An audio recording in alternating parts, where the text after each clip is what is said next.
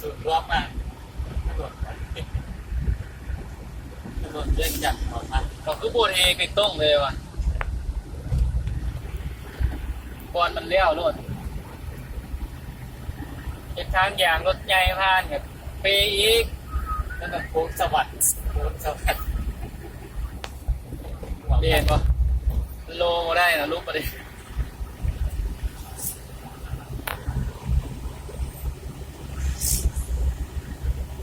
ท่านซ้ำเหลือไอ้